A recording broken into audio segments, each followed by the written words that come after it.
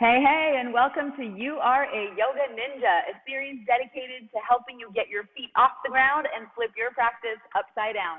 I'm Nathania, and I'm super excited to be interviewing Shana Meyerson today. Shana, thank you so much for joining me. Oh, I'm so happy to be here. Yay! I've been following you online for many, many years. I told you this before we started recording, and I'm just so impressed and amazed at the things that you're able to do with your body. And I was telling you earlier, it seems like time doesn't even matter for you. Like as the years go by, you get even more capable and bendy and strong. And you have like a true gift for breaking down the most complicated poses in an accessible and fun and lighthearted way. And I just couldn't wait to interview you. So yay. So let's start at the beginning. I would love to hear the story of how you got into yoga in the first place. Like what brought you to this practice? Yeah, it's sort of funny actually, because before I was a yoga ninja, I was a total gym rat. They used to call me the mayor because I lived there. And one day, having nothing to do with going to a gym, I was walking around my apartment. This just has to do with being a klutz. And I ran into like a cabinet and it broke my pinky toe, like sideways, right? And I was like, oh my God. And I couldn't put my foot in a shoe. I couldn't do anything, right? So all I could do at the gym was like upper body stuff or whatever. And as my foot was healing and I couldn't do my normal things like running and biking and stuff, I'm like, okay, maybe I'll try that stupid yoga thing, because there was this guy at the gym who had been telling me for years about Brian Kest's Sunday morning class. This was at the turn of the century. This was like the late 90s. And he'd been telling me for years. And then I'm like, okay, fine. So I got my best friend and my little sister, and I'm like, come with me to yoga. I know it's going to be stupid, but I just need to do some sort of exercise. And I have to say that what I received that day was everything I had ever been looking for in my life would be like the understatement of the year. You know, this song, like Killing Me Softly?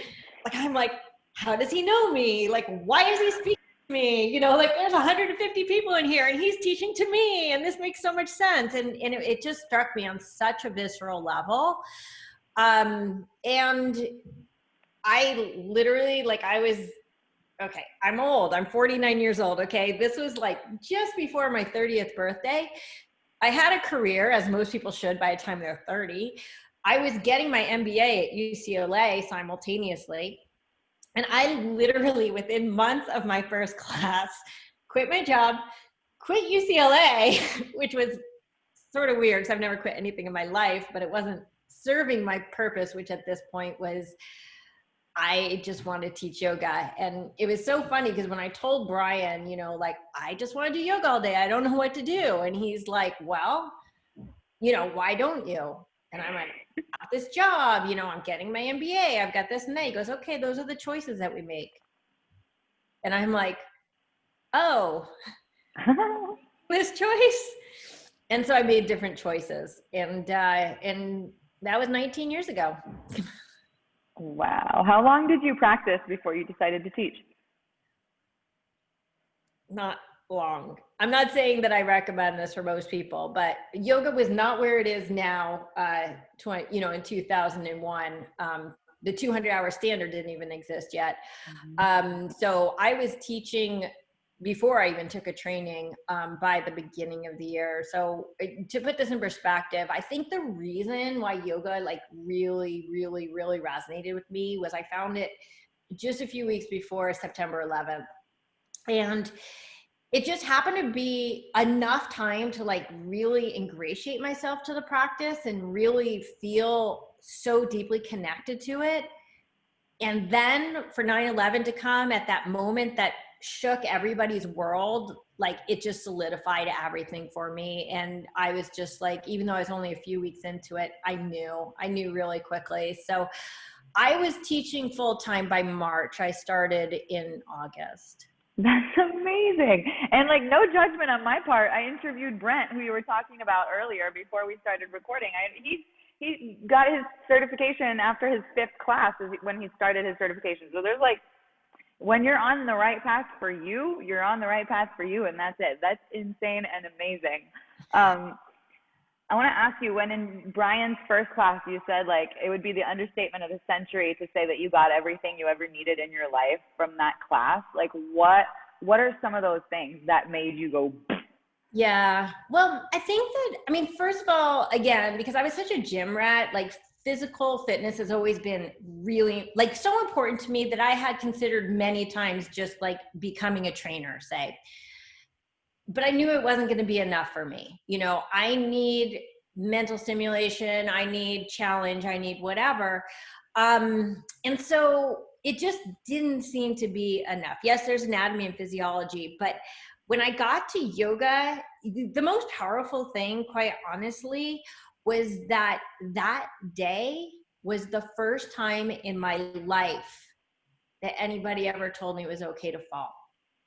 Now, for most people, they're like, oh, okay, whatever, right? But you're talking to like the perennial, like middle child who everything in my life was about not just achievement, but overachievement.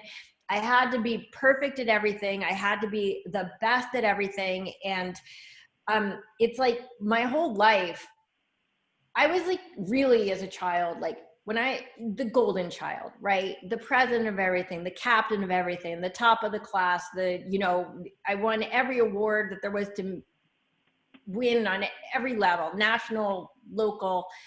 And then I applied to college and I didn't get into Stanford, which was the whole reason I was doing all this, right?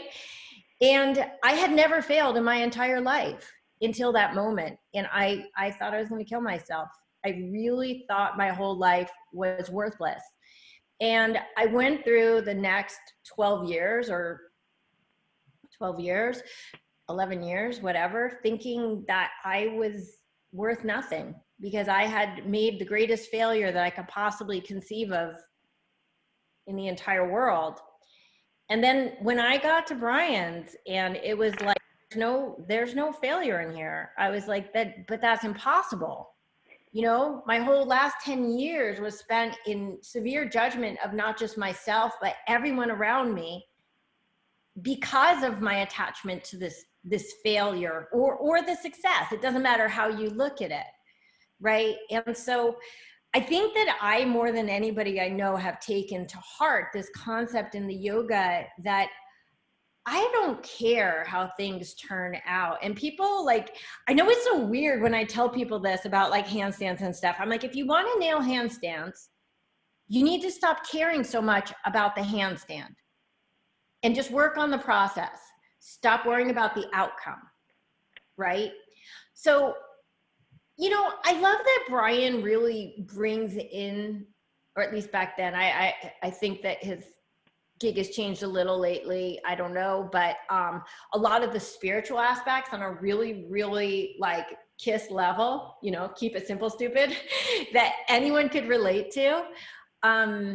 I wouldn't have related to somebody who is talking up here, you know, talking in Sanskrit, in spouting sutras.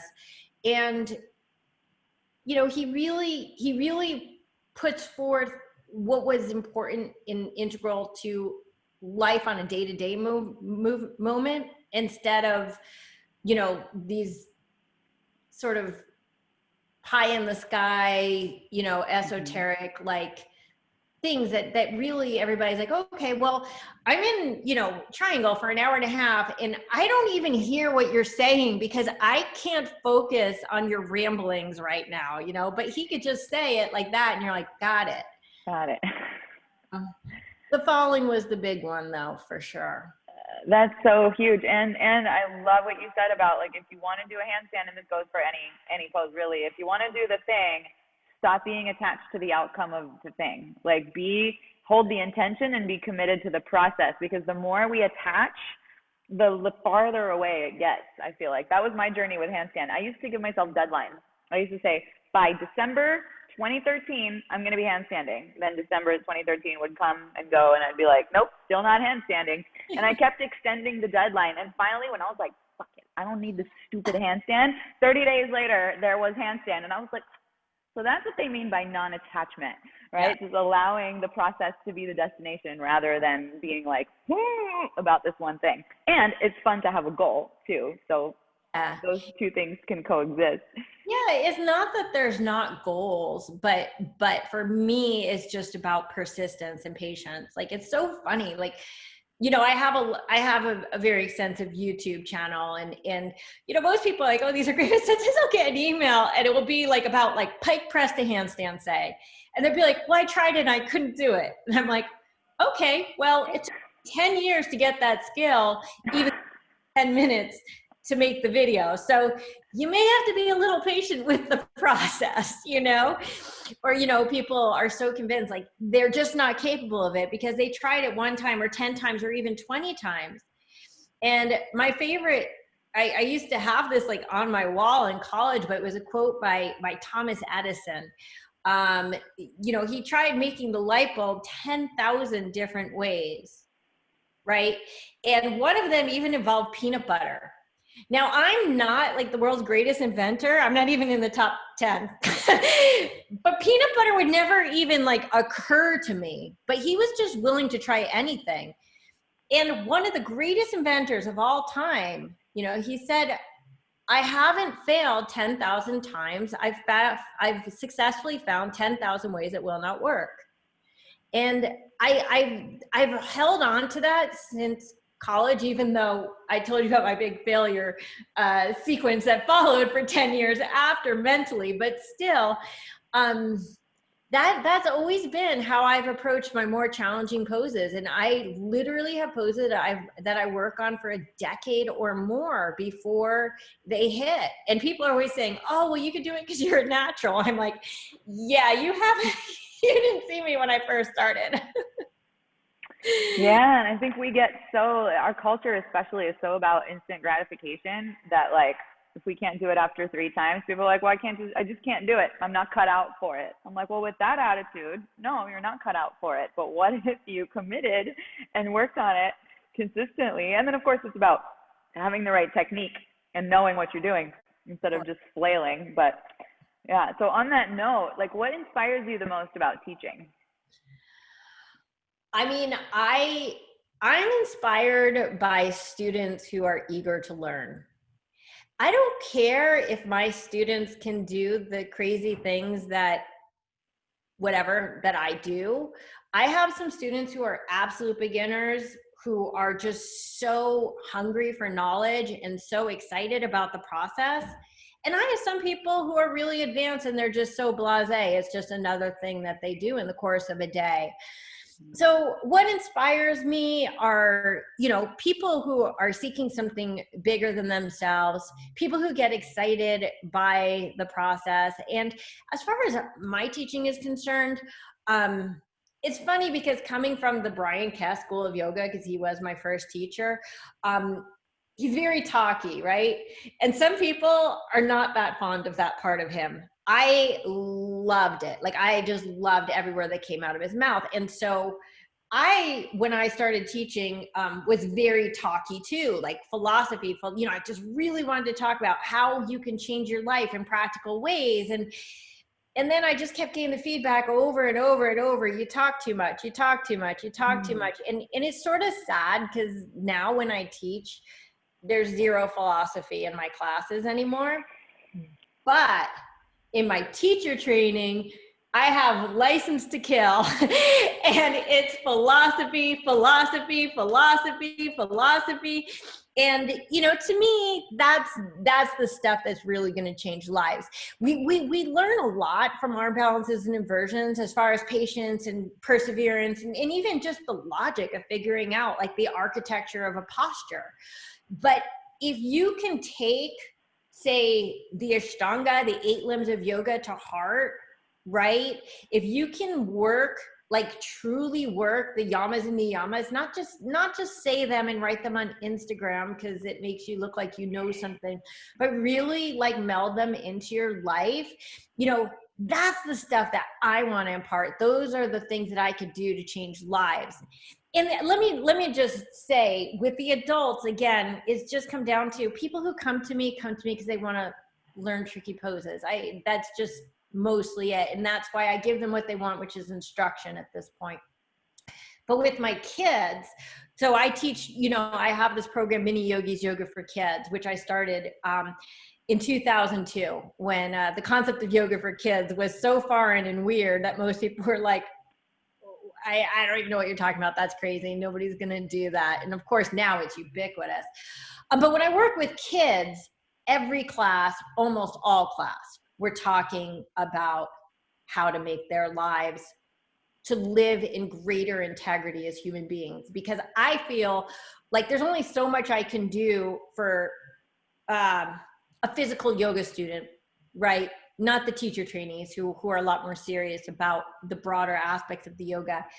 But a kid, right? Those are those years where you can change everything.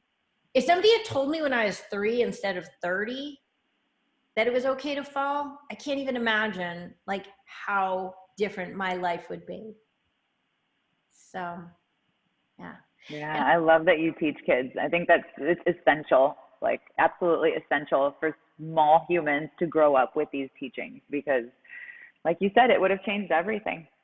Yeah. Knowing what it's like to be kind to yourself and to have compassion for self and others, and then the simple act of non-harming. I think so many of us go through lives like being terrible to ourselves, and wow, the possibilities that open up when we feed children with this at an early age, and even, I mean, learning it later. But I always say teacher training is like, that's where the real magic happens, because you get a lot from asana and from a traditional yoga class. But man, when you start to dig into the philosophy, yeah, the whole world opens up.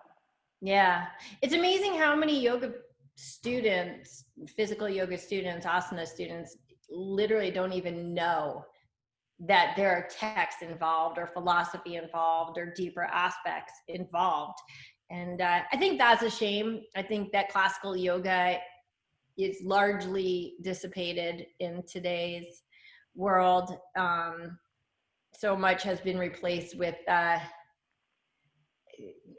mean, whatever, gimmicks or loud music or whatever it is, so many things that are detracting from the actual practice. That I think about my original teachers, who were like Brian Cast and Annie Carpenter and Chad Hamron, and people who, there's no music, there's no frills, there's no anything. You're practicing, you're focusing, and you're going deep. And there's none of this external noise, right? There's no cats or goats or beer or chocolate. It's just yoga. And I literally, like, I have a studio I used to go to, like, I travel a lot, so usually to the same studios year after year. And I had one who was like, yeah, well, we just can't, it's just not a draw anymore. We're going to have goat yoga instead. And I'm like, I literally just lost my job to a goat.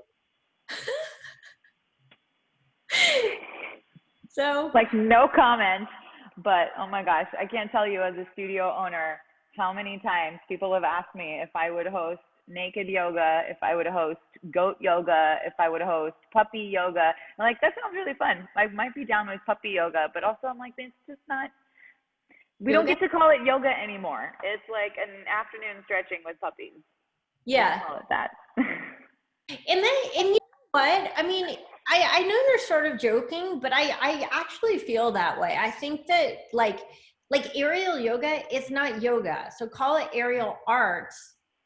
And now it's what it is. Or, like, there's so many things that are blank yoga. Just call it something not yoga. It's like, it's a capitalization, it seems like, name, rather than, focus on the integrity. Anyway. I feel like that is an interesting conversation, though, because as I've been doing these interviews with various different teachers, it's been interesting to see like what some people classify as yoga and what others say is not yoga. And arguably anything that is done with mindfulness and single pointed focus, and that allows you to really zone in and find both a sense of peace and joy and complete immersion, could arguably be yoga, and that aerial art might fall into that umbrella, just like running can be yoga if you are really zoning in.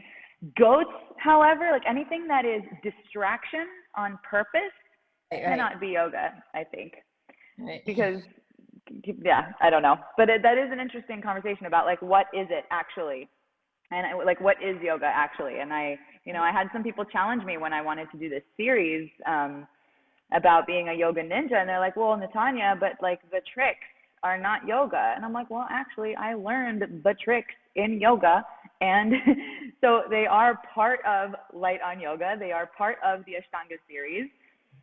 And yoga is so much more than that. But the single pointed focus that we can access when we are trying not to fall on our face, and that like absolute dedication to a purpose in the moment is really what it comes down to for me. Yeah. And it's funny because like you, I mean, I assume like you, but what you're saying, people have accused me many, many, many times that I can't be a real yogi or yogini, or because I have such a heavy focus on the complicated poses. And I'm like, you have no idea like who I am, how I live my life, what my personal moral code is. And if you're judging me because I can do a handstand, maybe you need to reevaluate your yoga. You know, I'll be honest, I don't use the word yogi or yogini anymore, and I stopped a long time ago. To me, I've met one yogi ever in life, and that's Sri Dharma Mitra, who truly and honestly, I've never met a single person who embodies the essence of every aspect of yoga in one human being. So I use yoga practitioners, and I'd love to be a yogini one day. I'd love to reach that place, and it's definitely something, again, like the 10, like the yamas and niyamas are my guide for life, and I live a very, very like stringent life as a result. But I know that I have some shortcomings as a human being, maybe some judgment or some anger issues or whatever. But I think that we bandy about like yogi because like you step on a yoga mat and, you like stretching. And I think that the people who are so quick to judge somebody who is, practicing a different kind of yoga. And now I feel stupid because we just said the whole thing about goats and puppies and in my opinion, Ariel too. But I guess like just speaking from a classical asana stance, it is true. Handstands have only been part of the yoga repertoire for about 100 years, right? And yoga's been around for between 5,000 and 8,000. So I can see the argument. And then I look at Instagram and I'm like, okay, what is yoga and what isn't yoga? Is super soldier yoga? Because everybody's doing it and it looks like a yoga pose, It was created by Lamont Good, right? A Los Angeles yogi. And now it's just like in the vernacular. So is that like a yoga pose? Everybody calls horse stance goddess. So is it goddess pose now? Because it's horse stance, and like, and it's stuff like that it's like there's a big blurring, like we're going through a big yoga evolution right now, right? And so maybe classical yoga, unfortunately or fortunately, depending how you look at it, is not the future of yoga. Maybe that's where we're headed, is just this hybrid pseudo, I don't know. Yeah, and maybe, but if the ultimate intention is to be mindful, to be focused, to be present, to live our lives from a place of consciousness and kindness and compassion, then who cares if your knee is pointing that way or that way, and if it's called goddess or super soldier. By the way, I interviewed Lamont last week for this series, and I had no idea that he created super soldier. I love that pose. And I also didn't know, I know it's not in any of the original yoga sequences, but like in reality, like neither is Kamatkarasana or Chamatkarasana, like flip dog, rock star, wild thing, whatever it's called. That's not an original one, and it's everywhere. There are so many that are everywhere. So I've stopped wondering like what classifies as classical versus non-classical, and kind of and celebrating people's desire to explore their bodies in new ways and to challenge themselves in new ways and to use their creative thinking and being like, oh, well, what if I actually put my legs this way? Like, what's possible? And if it's approached from this place of do no harm and breathe and pay attention and be here now, who am I to say that it's not yoga? Right, right. Yeah. Yeah. Yeah, I never studied very classically, so if I had, I probably would have a different spiel on that. But I've always just been a vinyasa rat, so vinyasa's always been borrowing from everything. Yeah. No, it's funny, just as a side note, like my Instagram, like 99% of everything I post on there is just a pose that I make up. Like nothing there is real. There you go.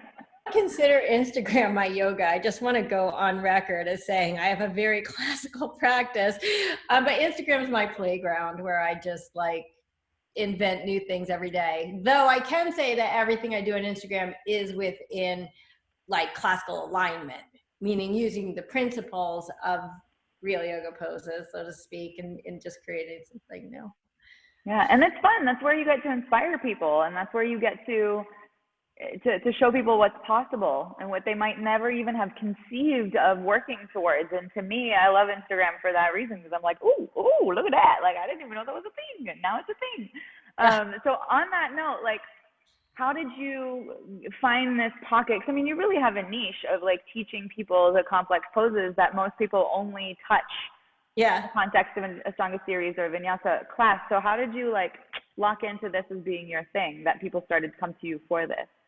Well, I have to say that first of all, for my first 6 months of yoga or whatever it was, I don't remember, I was convinced I can't do arm balances. By the way, I never even tried it. I just looked at it and I'm like, yeah, no, that's not for me. I can't do that. It wasn't even like, I don't want to try it. It was, I can't do that. That was my dialogue. And then one day I saw a 5-year-old do it and I'm like, oh, never mind, I could do it. And like instantly I became like really obsessed with, if anybody on earth can do anything, I can do it. It doesn't mean I could do it right now at this moment and execute it properly. It means that I can do it, right? So what happened was, in teaching yoga to children, you really, really, really have to break stuff down into very small bite-sized chunks. It's funny because I've been doing Mini Yogi's teacher training since 2002. I've had thousands of people take my trainings, and most of them tell me that they're doing it because they think that working with kids will be a nice stepping stone for working with adults.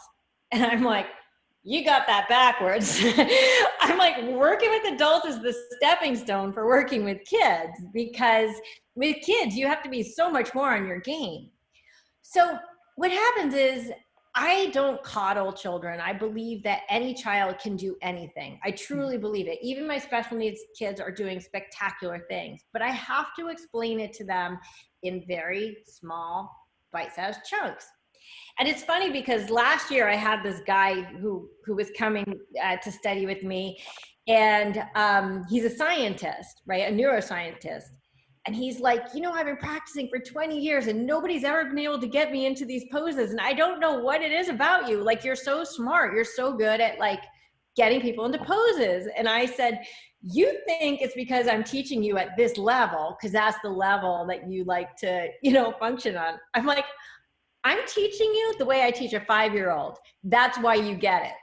And he's like, oh, right? Like he thinks he's getting something like super smart. And the truth is, so that was it. At the same time as I was really, really finding my footing with kids, I was also seeing discovering how accessible arm balance and inversions really were.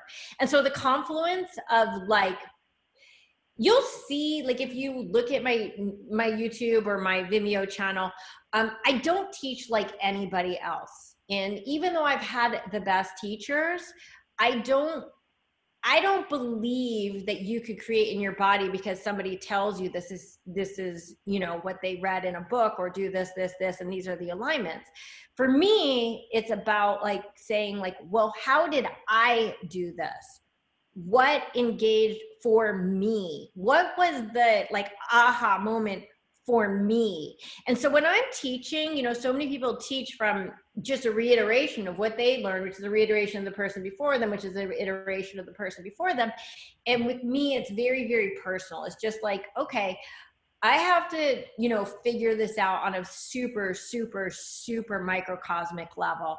And that's what I offer back. I love that. I teach the same way too. I'm like, some of the stuff that I say, I'm like, oh, I'm never going to hear that anywhere else because I made it up. It's what made the thing click for me. And people are like, oh, this one cue changed everything. I'm like, I know. That's so cool. Tell me, so if you had somebody come to you, I know this is kind of a loaded question, but can you boil down like three to five like principles for someone who's like approaching an arm balance or an inversion practice, like 3 things that you always teach that you must have as you tackle some of these poses, like something that someone can take to their yoga mat and try it right now and feel what you mean or feel a difference in their practice? My primary principle that I repeat over and over and over again is you have to move from balance, through balance, into balance. Okay? Which means process, right? Stories have a beginning, a middle, and an end. You know, it's not just like the story starts in the pose, and that's what people see. They see just the end goal. And if you lose balance at any point between having your feet on the floor and having your feet off the floor, you don't have the pose. So process, process, process. That means you have to move slowly and mindfully. And that means that if at any point in the process you lose your balance and then you force yourself further thinking, but that's not the end pose, you're falling. You're just falling, okay? So you have to maintain balance all the way through. The other thing is like the main principle that I think people just don't fully grasp is that there's a natural balance to everything, okay? There's a fulcrum. There's a point where everything on this side is going to balance out everything on that side. And that's in, you know, in a sentence, that's what any balance in the world is, even if I'm just balancing a cup on a pencil, right? Like it's just, you got to balance what's in front with what's in back. So if you move slowly, mindfully, and really, really incrementally, because too many people, again, just want to go into the pose instead of just finding, like, you have to move, like this is like a real life demonstration, like this move this fast at first to find like, where is my absolute balance? Because if I move like this, I could very easily miss that point. And so the thing is that when you're learning from this methodology, which is the flow instead of the force, you know, so many people are trying to like move from momentum instead of muscle. You got to move from muscle and control, or you don't have control. But sometimes your feet literally won't come off the floor. And so they force it because they can't find that balance point. And it's like, keep your feet on the floor until you find the balance point. Mm-hmm. There's a point, a tipping point, where it's going to happen so naturally, your mind is going to be blown. But as long as you keep trying to force it, you're going to keep falling. And the other thing, like, always pay attention to your process. Otherwise, it's irreplicable. If I accidentally get into a pose, which we've all done sometimes, right? Where you're like, oh, and I'm balancing and I have no idea why. And then you try to do it again. You're like, I have no idea how I got there. And it's going to be super hit and miss. But if you create a mental checklist, like my hands are here, my shoulders are in this direction, my chest is facing this way, my core is doing this, my hips are doing this, my legs, my feet, and go in order of execution from the hands, you know, through your feet. Then you have something that you can logically replicate from moment to moment, right? Also, because everybody has a camera these days on their phone, and if you don't, it might be time to get one because it's 2020. Shoot videos. Because I think, like, for me at this point, because the things I can't do are pretty technical, if I look at myself, I can see flat out, oh, like, obviously my hips are in the wrong place. Like, I could see my leg is in the wrong place. And try to look at things logically. Instead of looking at it as a whole, right? Like a picture on Instagram or on Yoga Journal that I want to replicate for 1 second, just long enough to get the shot. Take it as a whole, right? And understand all parts of it. And know that everything is made up of a lot of different moving parts. Yoga is like the original multitasking, right? Like you got like 100 things going on at once. So if you're just paying attention to a picture, whether it's a literal picture or a picture in your head, you're going to miss the magic that's fluid and easy. You know, people always say, oh, you know, you're so strong, you can do all these crazy things. I'm like, I'm not strong, I'm efficient. I know how to balance my bodies in ways that I don't need to use my muscles that much, right? The less you're aligned, the more you have to use your muscles. The more you're aligned, the less you have to use your muscles. So true. So when people tell me they're not strong enough, I'm like, you're strong enough. I promise you're strong enough. You just got to put in the patience and don't rush it. And if your feet don't come off the floor for a while, they don't come off the floor for a while. And you got to get past the fear. You know, if you always live in fear, you'll always live in fear. The truth is, I've seen some pretty bad falls in yoga and not a single injury, not a real injury. You know what I mean? I've seen people fall flat on their backs in handstand, as I'm sure you have and everybody has. And you're like, ah! Right? And then they get okay. The thing that's hurt is their ego. You know what I mean? Yeah. Like, I'm fine. Like, they're just embarrassed. So, you know, you got to get brave at some point. You know, I always say with handstands, well, basically what I just said, if you always use the wall, you'll always use the wall. So you don't have to go all the way into a handstand at first. Practice little hops. Get used to being in the middle of the room. They'll get bigger when you're ready for it. Totally. No point in like forcing something that your mind and your body aren't quite ready for. Is that cool? I love your approach. I love it. So many, like, I love listening to other people's language to describe similar concepts. We all have such a unique way to communicate essentially like the same bucket of 10 or 20 like key things, and just hearing it from someone else said in a different way can just make the light bulb go off. So if you've been working on your arm balance or inversion practice, you guys take your mat, rewind this video, take Shana with you, and try it out and let us know how it goes. Shana, where can people find out more about you? Like, I'm sure there are people watching this going, I want to work with her. How can people find your classes, your trainings? Like, tell us what you're up to in the world these days and where we can go to find out more. Well, in the world these days, I'm up to my condo. It is on the 4th floor, you know. So everything I have is on my website, which is YOGAthletica, and it has one A in the middle, YOGAthletica.com. So right now, honestly, everything is virtual. I'm praying to get back into the studio for a 200-hour again soon. Every day I'm like, should I do it online? Should I not do it online? But I feel like too much of the integrity will be lost online, especially like no hands-on adjustments and no like 3D concept of what's going on in front of you. So I've really not done that yet. And of course, all of my workshops are canceled forever now until further notice. So I teach privately on Zoom or outdoor socially distanced here in Los Angeles. I have my YouTube channel, which has hundreds of videos explaining how to get into just about any pose you want to get into. And in fact, if you email me and there's something that I haven't covered, I'll probably make a video for you too. So I always take requests. Then I have my Vimeo channel, and my Vimeo channel is full-length classes. And this is for people who actually want a real practice, not just, again, the Instagram moment.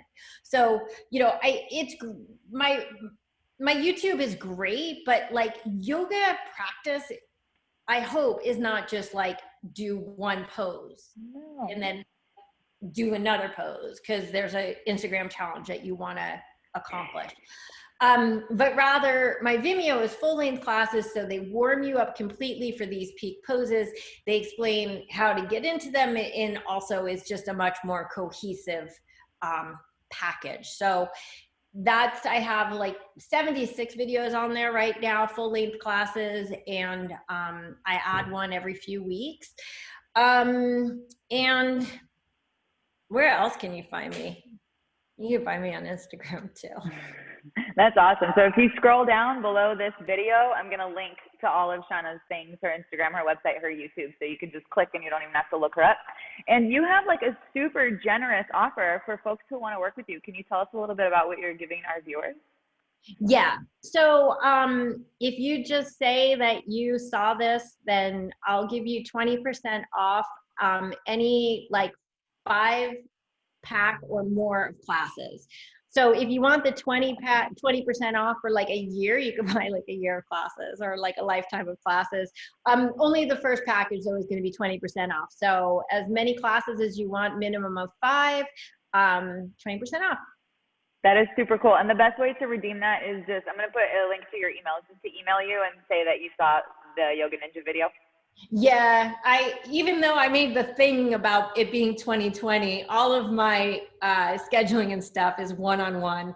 So I don't have like an online scheduling or payment app or anything. Just making sure so it's crystal clear. That is so cool. Well, I hope you guys take her up on that because, I mean, if you want to learn from the best, she's right here. So, yeah. Shana, thank you so much for taking the time to chat with me today. Is there anything that I haven't asked you or any last thing that you want to share with our audience before we jump off? No, I mean, just, you know, I'm hoping that the 200 hour will be online soon. And just, could I just say a few things about my 200 that make it a little different? Yeah, so all of my 200s are 2-week immersions, which is a really different kind of a training because you're talking 12 hours a day for 14 straight days. It means that your life is gonna be yoga for 2 weeks. And my trainings are all focused on actual teaching. So it's not just me sitting there lecturing. 50% of the time you're actually teaching starting from day one. And at the end, you'll be teaching an 1.5-hour class on the last day. So you walk out like not a crack addict, a crack yoga teacher. Really, really good at teaching yoga. And just full of aha moments and really just a cool deep philosophy discussion and small intimate groups so that you don't get lost in the shuffle. Amazing. And do you have a newsletter on your website where people can sign up to be notified when that's coming up? Yep, they can sign up on our website. Great. Do that, guys. Amazing. Well, thank you again so much for taking the time. It was such a pleasure getting to chat with you and to hear about your journey. And I look forward to staying in touch. Yes, me too. Thank you so much. Thank you.